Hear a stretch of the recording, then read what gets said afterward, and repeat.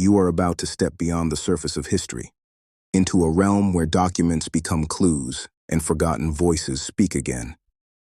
This is the territory between fact and myth, memory and erasure, a place where the past isn't just studied, it's investigated.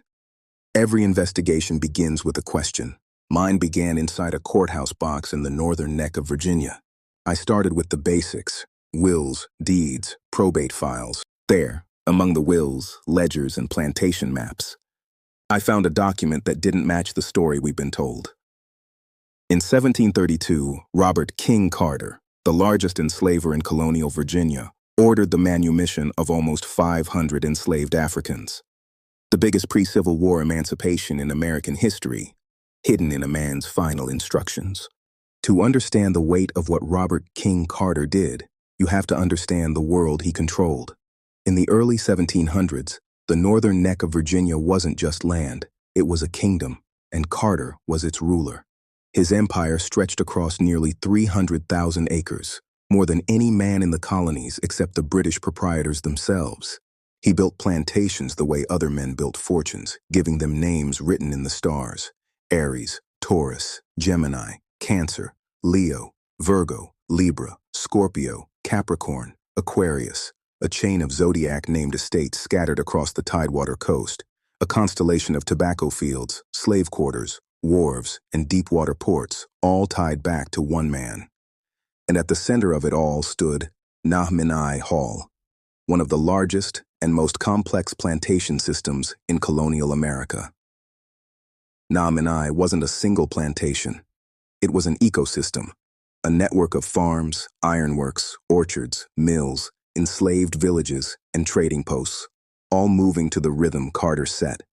Across this world, he controlled the lives of more than 1,000 enslaved Africans, families, generations, entire bloodlines that he recorded in ledgers that still survive today. Carter built churches, controlled the tobacco export market, held the highest political power in Virginia outside the governor. His influence shaped the early economy of the South in ways most people today have never even heard. Yes, he was wealthy, but wealth alone doesn't explain the mystery. Because the same man who built a vast empire on enslaved labor is the same man who would later order nearly 500 of those enslaved Africans to be freed. A contradiction so massive that the textbooks simply stepped around it. Carter's decision didn't come from a single moment of enlightenment. It came from pressure building on multiple sides until even a man as powerful as he was could no longer ignore what his own records kept revealing. Part of the answer lies in his faith.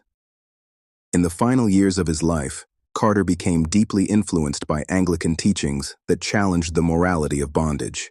He wrote about spiritual duty, about the weight of sin, and about the responsibility a man carries for the souls in his care. For a man who had built his empire on human labor, those thoughts didn't bring comfort. They brought confrontation, a moral conflict he could not resolve while he lived. But religion alone doesn't explain him. Another part of the motive was practical, economic, and sharply aware of reality. Carter controlled so many enslaved people across his zodiac plantations that the system became almost too large to sustain. Feeding, clothing, and controlling hundreds of men and women across scattered estates was expensive, risky, and volatile. He saw rebellions rising in the Caribbean. He saw the growing autonomy of enslaved families on his own land. His own records show generations forming communities with internal leadership, skilled labor, and expectations. He understood something that other planters refused to admit: that a community flushed with notions of freedom, as one observer later wrote, would eventually seek what it believed it deserved. But the most volatile pressure came from inside his family. His sons and heirs weren't interested in freeing anyone. They expected to inherit an empire, not lose hundreds of laborers. For them, Carter's manumission plans were a threat to wealth, to status, and to the unquestioned authority that defined plantation life.